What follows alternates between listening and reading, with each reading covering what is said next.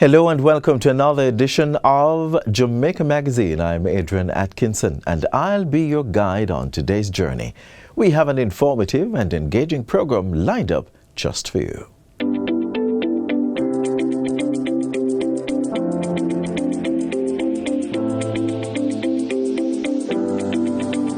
This Labor Day, plan something that will last for generations. From May 18 through to the 29, the Forestry Department will be having a Labor Day seedling distribution. Individual members of the public can collect up to 5 seedlings for free, including 1 fruit tree, from the Forestry Department nursery while stocks last. Collect yours at the agency's head office in St. Andrew or its locations at Williamsfield in Manchester and Monique St. Anne. Distributions will take place Mondays to Fridays from 8:30 a.m. to 1:30 p.m. There will be no distribution Monday, May 25. For more information, visit the Forestry Department at forestry.gov.jm, call 876-618-3205, WhatsApp 876-995-8521, or email the department at fdinfo@forestry.gov.jm.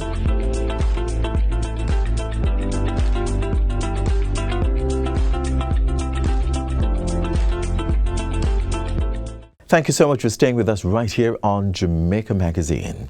May 23 is the calendar day for Labor Day, but this year we are observing the official holiday on May 25. With Labor Day activities to soon take center stage across the island, attention is also being placed on projects that continue to make a lasting impact long after the workday ends. Up next, we revisit the Institute of Jamaica to see the transformation resulting from the 2024 National Labor Day project.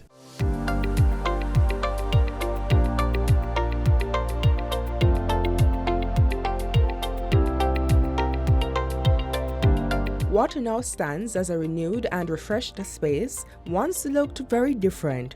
On Labor Day 2024, Jamaicans from across the island came together with one shared mission: to ramp up the access, show you care. And from early morning, the work began.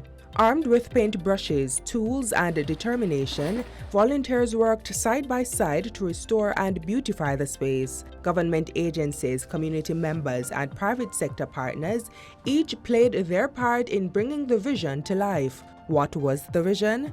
New wheelchair ramps. If it is that you know anything of the Institute of Jamaica, we were built in 1879, and so we are celebrating 147 years. So you know that it's a traditional building, and so persons with any form of disability, whether it's wheelchair or even just generally walking into the space, would have had those challenges. So it now allows the space to be much more open to those persons accessing the spaces.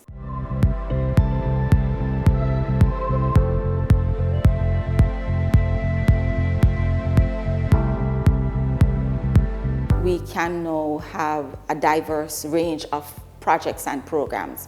So before, the alfresco lounge would have only been utilized to have our lunch in terms of persons just coming into the space. What they did was to transform the alfresco lounge into what we call now a cultural hub. The space is much more aesthetically pleasing, and it also accommodates so much more projects and programs. The results speak for themselves. A refreshed and revitalized space, now standing as a reminder of what can happen when Jamaicans work together toward a common goal.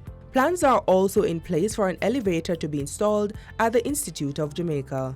If it is that we had an elevator in the space, it would just open up access to our museums and our galleries, our libraries, and also to the lecture hall. So on the Tower Street side of the Institute of Jamaica, we have the Jamaica Music Museum, we have the Natural History Museum of Jamaica. They have two, they have a diorama on one space and they have a discovery room, they have a science library, and then upstairs we have our lecture hall that can seat 300. So imagine, right now we only have steps leading up to in that space. And if it is that we had an elevator, persons with disability would have access to all those spaces. While Labor Day projects are often completed within a single day, the true success of these initiatives is usually measured by the long-term value they bring to communities and public spaces. If it is that we're looking at sustainability in terms of improving the self-worth of our people, if it is that we're looking at educating our people, if it is that we want them to be much more civic-minded, it is very important that we put in resources that our future generations can benefit from. It's not a look good or a feel good, but it's something that will develop our nation. So the Labor Day project is putting in resources in the areas that need it, that would not generally get it. National Labor Day continues to be more than just a day of service. It is a reflection of unity, pride, and the power of collective action. And long after the tools are packed away, the impact of the work remains.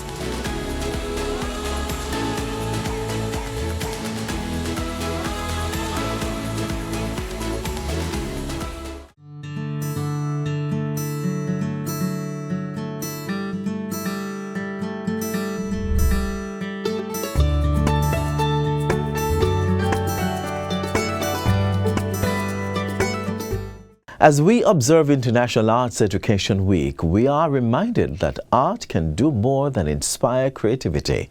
It can also challenge perceptions and spark important conversations. Let's take a look at the journey of fine artist Conroy Green and the messages reflected through his paintings.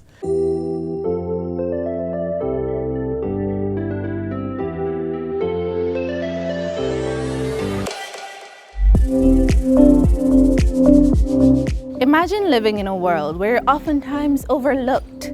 You're stereotyped and ridiculed for the environment in which you grew up, the environment that taught you all you know. Although this might not be your reality, it's the reality for many Jamaicans. But hey, don't be all sad and gloomy. Who said those living in such areas didn't create their own fun? Who said there weren't a set of talented and creative people? Let's think outside of the box.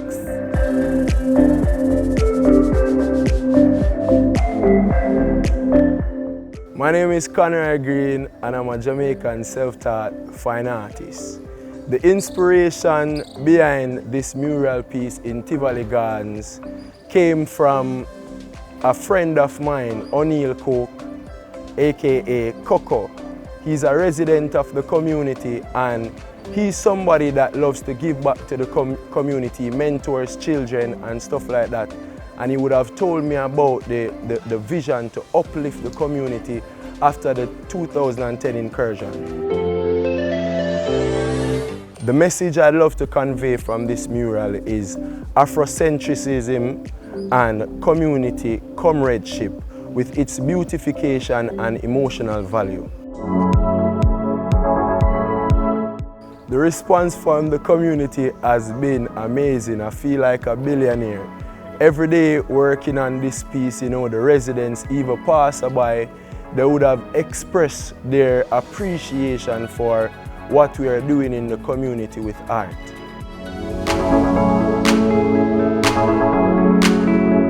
The symbolism of the female figure represents the matriarchal essence of our people, women being very much valuable to our culture.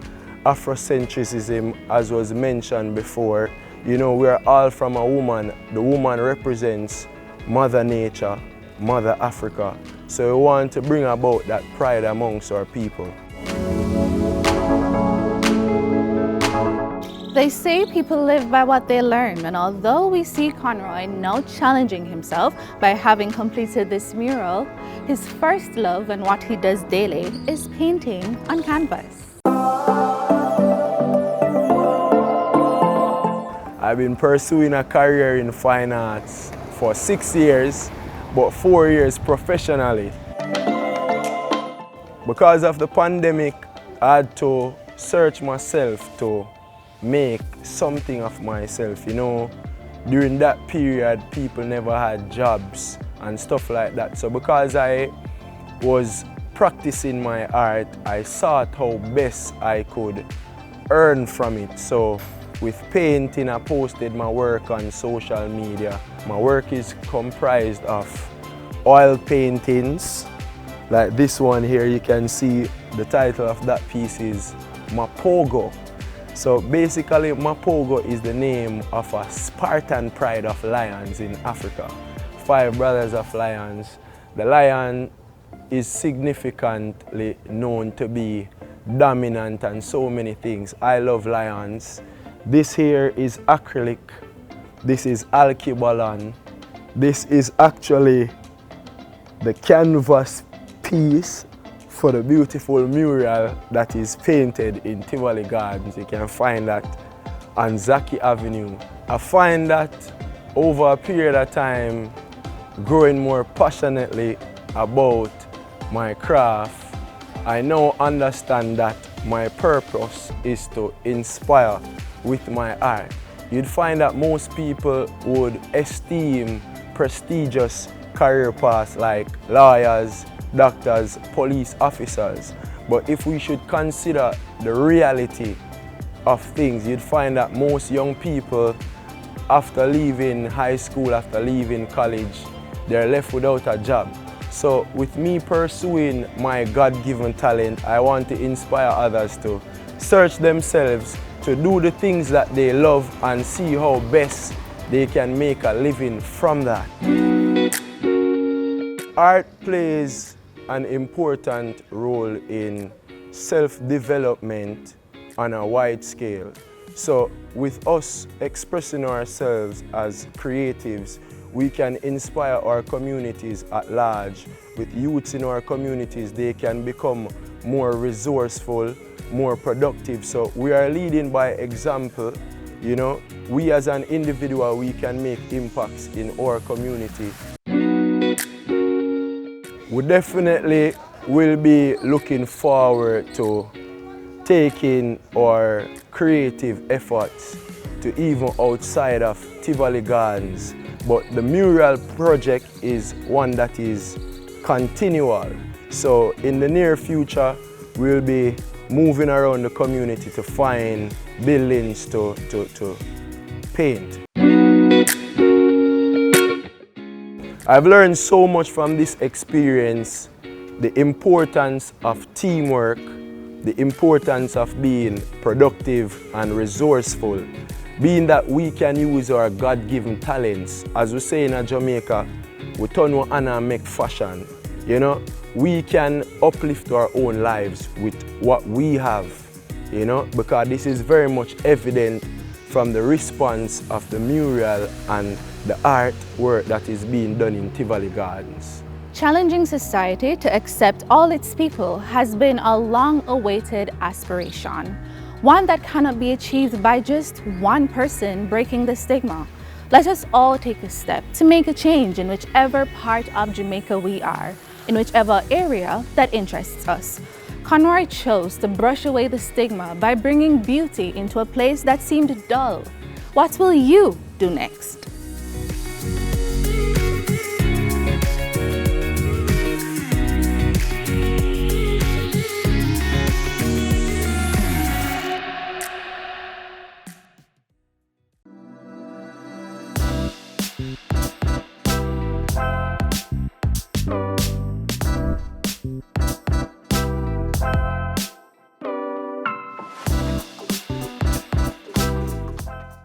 The arts also play an important role in preserving culture and identity. Up next, writers and storytellers reflect on the value of Jamaican folklore.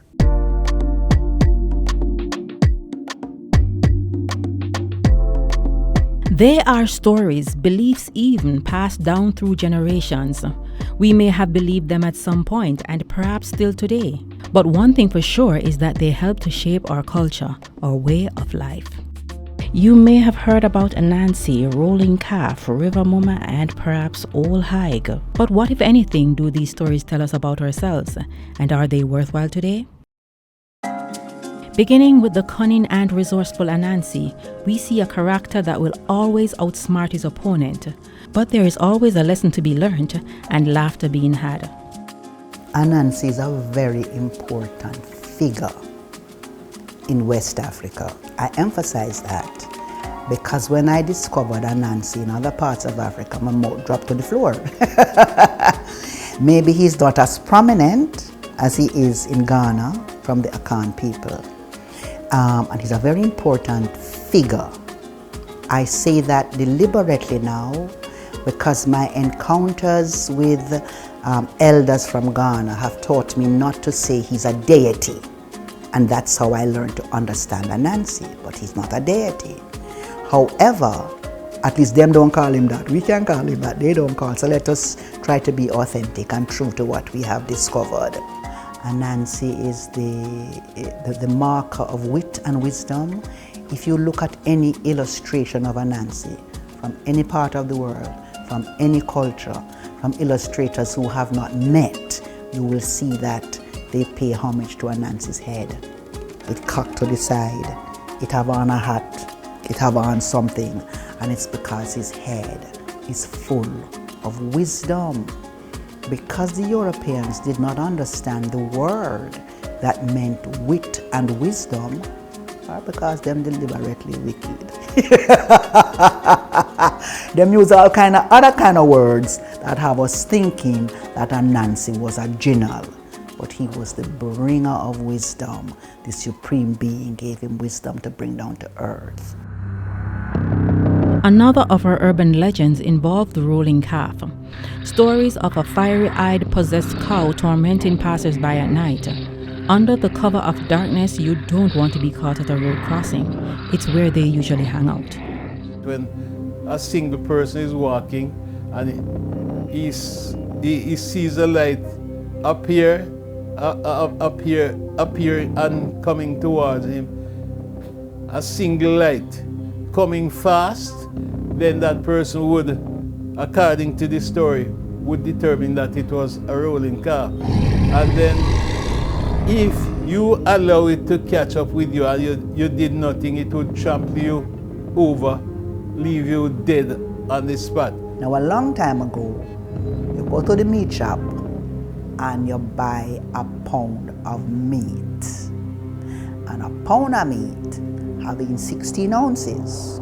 16 ounces make 1 pound. But it have some unscrupulous butcher who find a way of gerrymander the scale so that it really having 14 ounces, but it look like it's 16.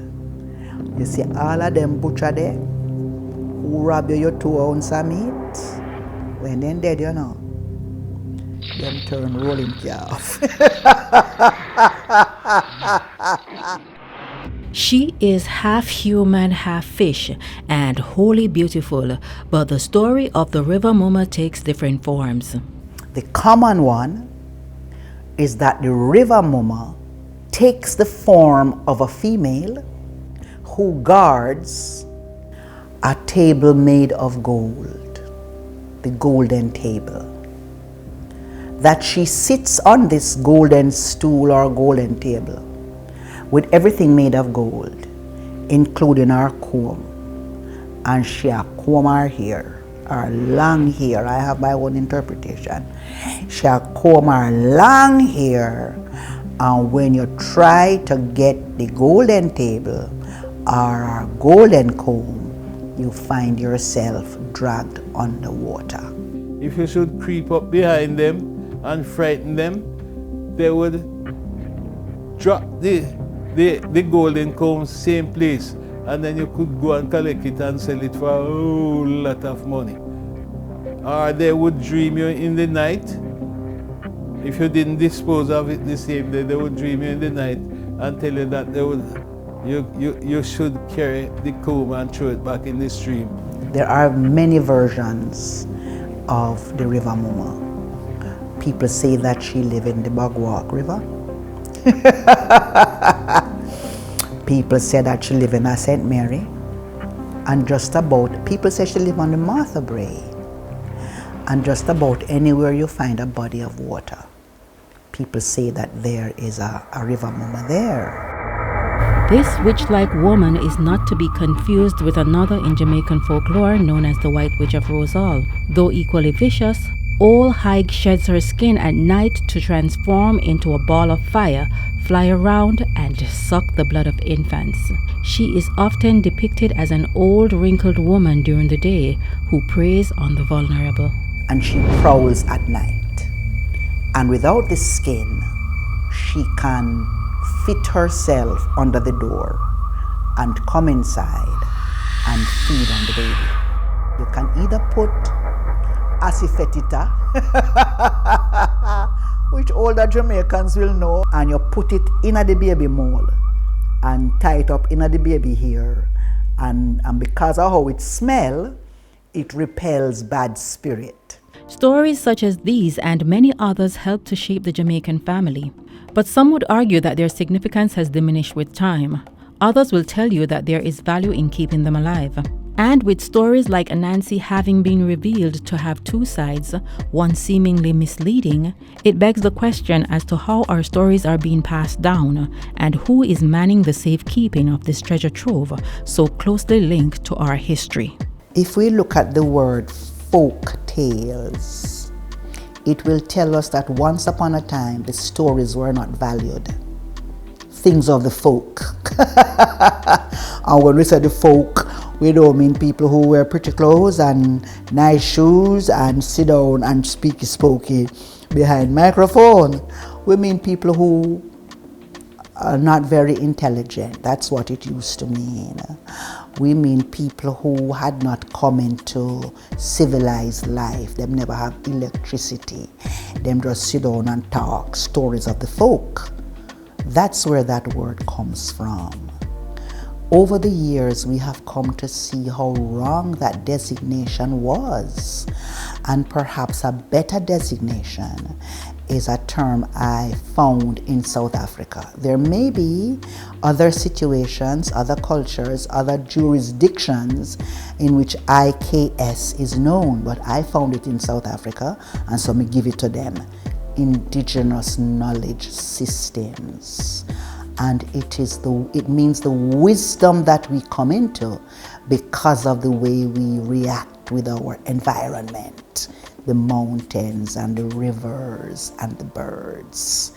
So as we tell stories, then folklore becomes something magical, becomes something respectable, becomes something that people who know that head come before book and that kind of a wisdom has given to us.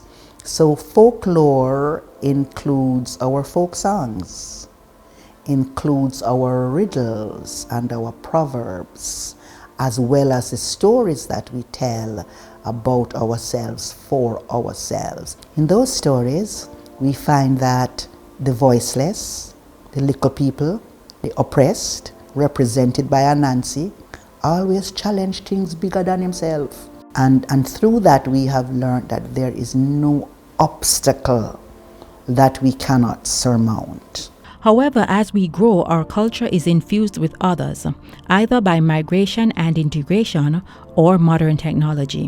One could make the case that we have lost the significance of these stories and with it, our way of life. We resist the way folk tales shape our sense of identity. And we resist it because we have been taught to resist and refuse and marginalize our African heritage. So we have no problem telling stories about Rapunzel.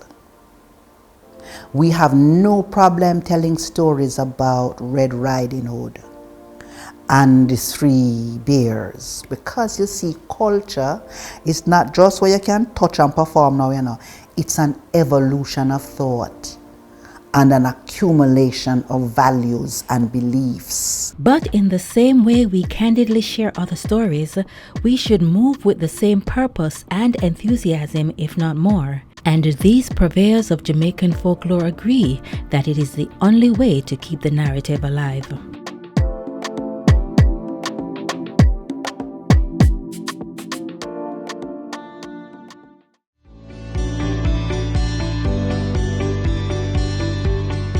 Hi, I'm Landy. Welcome to NLA Connect, the National Land Agency's customer engagement platform.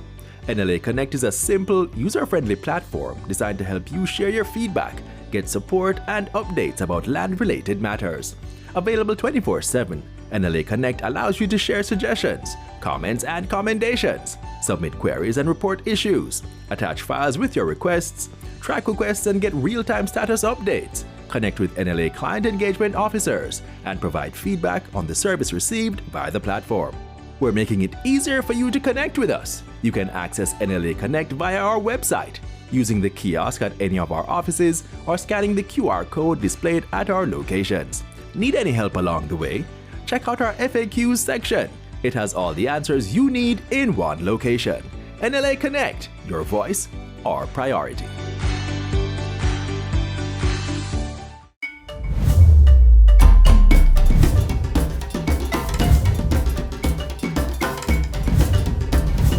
On the notice board this week, Undiluted Love and Hands in Unison present their Feeding the Community initiative. Join the effort on Friday, May 29 at 2 p.m. at the Murray Atkins Night Shelter in Kingston. Donations of food items, disposable plates and utensils, water and juice are now being accepted. For donations and inquiries, call 876-502-4546 or visit www.undilutedlove.com. Also, Undiluted Love and Hands in Unison, in collaboration with the Escarpment Road New Testament Church of God, is hosting a family experience. Join them on Saturday, May 30, starting 9:30 a.m. at 3B Escarpment Road, Kingston 7. The theme is In the Image of God, Healing Families, Restoring Identity, Rebuilding God's Order. Dress code is white and denim, and admission is free. Scan the QR code on screen to register.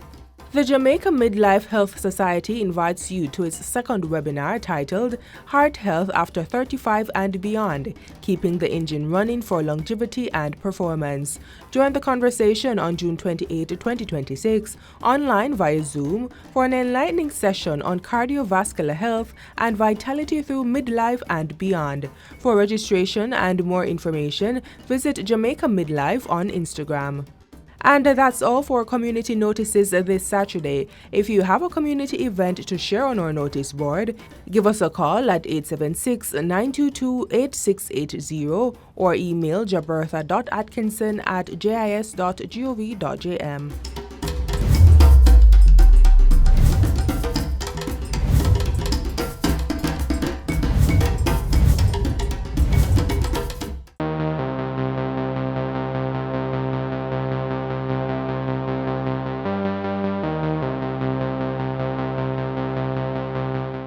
One people, one purpose. Here we sing. Jamaica always win.